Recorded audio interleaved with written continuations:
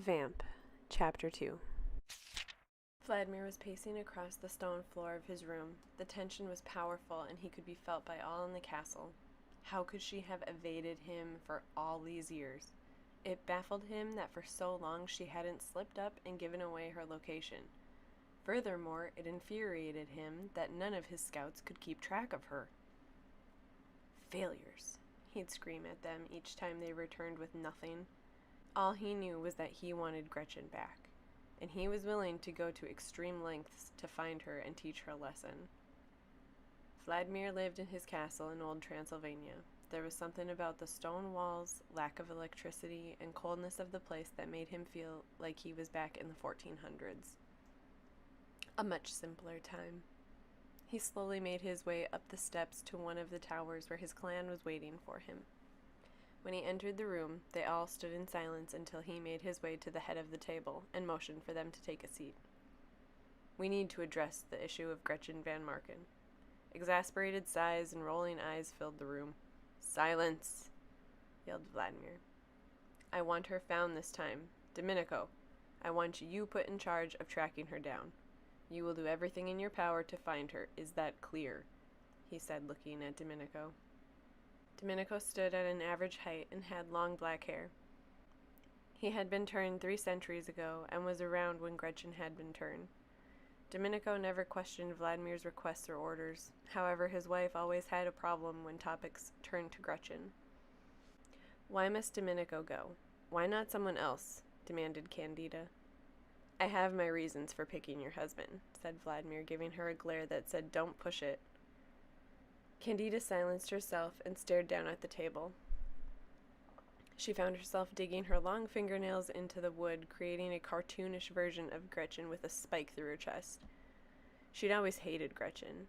There was something about her that drove her crazy, and the fact that when she lived here, she was treated like a queen because she was Vladimir's pet. She felt that Gretchen didn't deserve that. From the instant that Vladimir saw Gretchen, he wanted her to be his mate, and she got special treatment all the time. As Vladimir refreshed their memories about past searches and attempts to track down Gretchen, Candida found her mind drifting back in time. She had been turned 2 centuries ago by Dominico. She was dying from a plague that had come to her town, and Dominico had found her in a hospital. He fell in love with her instantly. She had waist-length black hair, hazel green eyes, and soft facial features. He wanted to save her, so he took her to Vladimir's castle, where Vladimir allowed Dominico to turn her. Candida had always felt feelings for Vladimir, but he found her to be more like a daughter. So she figured if she couldn't have Vladimir, she would marry Dominico.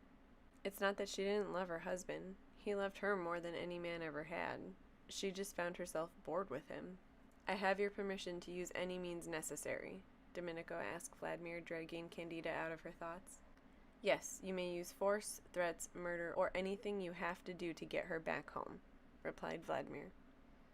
"I would also like a weekly report of your findings. Even if it's a tiny piece of information, I want to know about it." "Why do you want her back so badly? She obviously doesn't even love you or appreciate anything you did for her," Candida said tartly before she could decide to keep her mouth shut. "Enough!" Vladimir screamed and slammed his fist down on the table. The sounds reverberated off the walls, and no one moved until the echoes had quieted. "I have my reasons, and they are only mine to know. You do not question my orders. Do you understand me?" "Yes, sir," said Candida, feeling ashamed. With a wave of his hand, Vladimir dismissed the group and sat there in silence with his thoughts. A vampire maker has a special hold over their child vampire, so to speak. There's a strong bond that connects the two right below the heart, like a ball of pressure that can only be felt when the two vampires are close to each other. But for some reason, it was possible for Gretchen to defy Vladimir's orders, and it drove him mad. He wanted to know why sometimes his commands didn't work. Gretchen had tried to escape once before, and she had been punished for it. He knew deep down that she would try again, and he didn't want to take that chance. The command worked for a while. Gretchen was more affectionate towards him and seemed to care about him much more. He didn't even have to force sex on her anymore, because she would come to him willingly for it.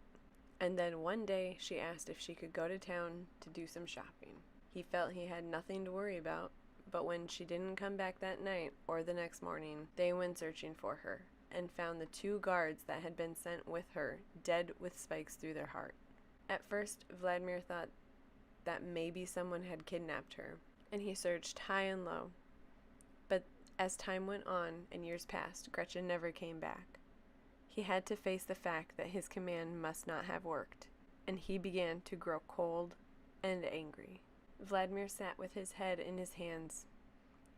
He did care about Gretchen. He loved her according to what his definition of love was.